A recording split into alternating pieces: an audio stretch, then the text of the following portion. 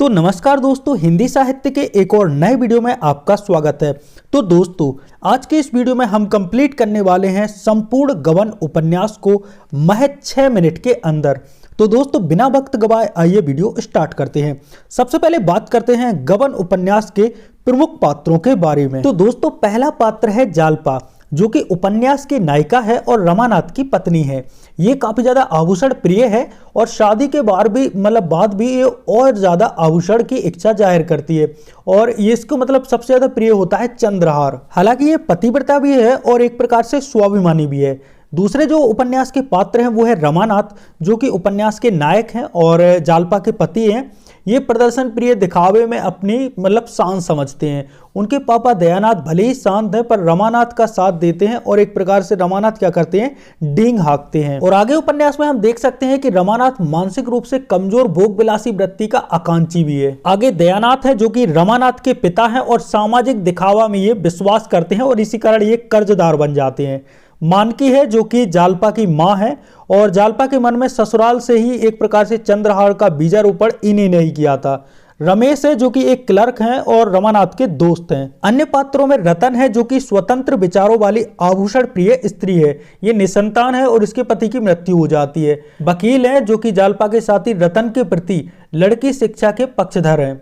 और देवीदीन है, जो कि एक वृद्ध व्यक्ति हैं। ये धर्म कर्म में बहुत ज्यादा आस्था रखते हैं और काफी ज्यादा लोगों की मदद करते हैं। जोहरा है, जो कि एक वैश्या है। रामेश्वरी ये है रमानाथ की माँ और बेटे के सही गलत में हमेशा बेटे का साथ देती हैं। तो दोस्तों, इंपोर्टेंट पात्रों की बात हो गई है। दोस्तों, अब जानते हैं कहानी को। भारतीय नारी का विशेष गुण है आभूषण प्रियता। आभूषण प्रेम नारी की विचारधारा एवं व्यवहार को किसी भी सीमा तक प्रभावित कर सकता है। प्रेमचंद ने आभूषण प्रियता के परिणाम स्वरूप गबन यानी कि चोरी, इसकी घटना को घटित कराकर उसका दुष्परिणाम दिखाया है। यह भारतीय नारी की अतिशय आभूषण प्रियता का ही दुष्परिणाम होकर एक बड़े दुर्गुण को उद्घटित करता है, एक बड़ी दुर्घटना के रूप में व्यक्त होता है। दयानाथ के पुत्र रमानाथ का विवाह जालपा से होता है। रमानाथ की आर्थिक स्थिति बहुत अच्छी नहीं थी।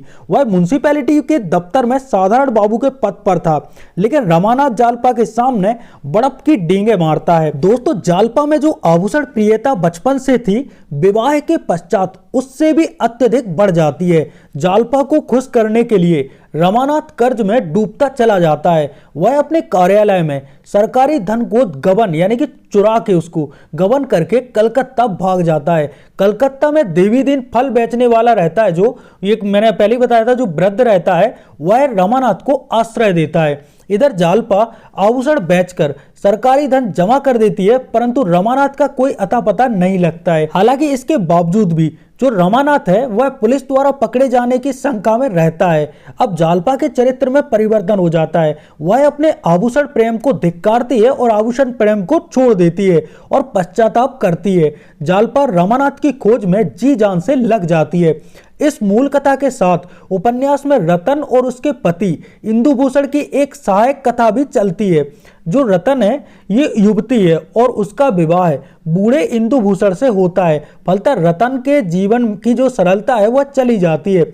जब वह जालपा के पास आकर उसे कुछ शांति मिलती है, आती है, जालपा के पास वह आती है तो ही उसे कुछ शांति मिलती है।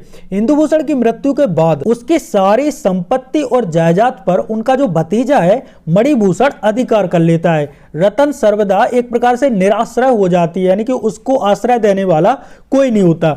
इधर रमानाथ को पुलिस एक डकैती के मुकदमे में इकबाली गवाह बनाती है और यह बात जालपा को पता चलती है तो वह खूब प्रयास करती है कि रमानाथ झूठी गवाही देकर किसी निर्दोष को ना फंसाए। यहाँ पर दोस्तों एक प्रकार से क्रांतिकारियों के विपक्ष में रमानाथ को गवाही देनी होती है।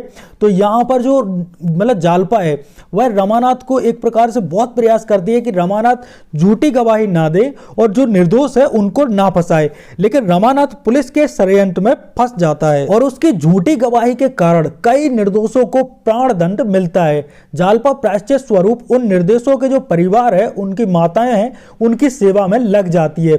यह सब देखकर जो जोयरा होती है, जोयरा नामक एक वेश्या होती है, उस पर भी काफी ज्यादा प्रभाव पड़ता है। अंत में वह इस डकैती के मुकदमे की फिर से सुनवाई होती है और जो सभी निर्दोष रहते हैं वो दोष मुक्त होकर छूट जाते हैं। हालांकि बयान गलत देने के अपराध में भी जो रमानाथ है वह बरी हो जाता है। रमानाथ, देवीदीन, जालपा आदि सभी इलाहाबाद आ जाते हैं।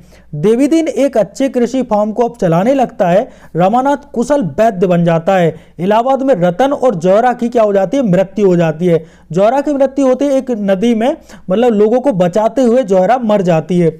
रमानाथ और जालपा कई दिनों तक दोनों के लिए आंसू बहाते रहते हैं। तो इस प्रकार से उनके आंसुओं के साथ ही गबन का एक प्रकार से अंत हो जाता है। तो दोस्तों वैसे तो उपन्यास काफी बड़ा है, लेकिन दोस्तों मैंने संक्षिप्त में आपको बता दिया है। आई होप दोस्तों आपको ये वीडियो काफी ज्यादा हेल्पफुल होगा। यदि हेल्पफुल है तो वीडियो को एक लाइक जरूर कर दीजिएगा। बाकी मिलते हैं। जय सिया राम।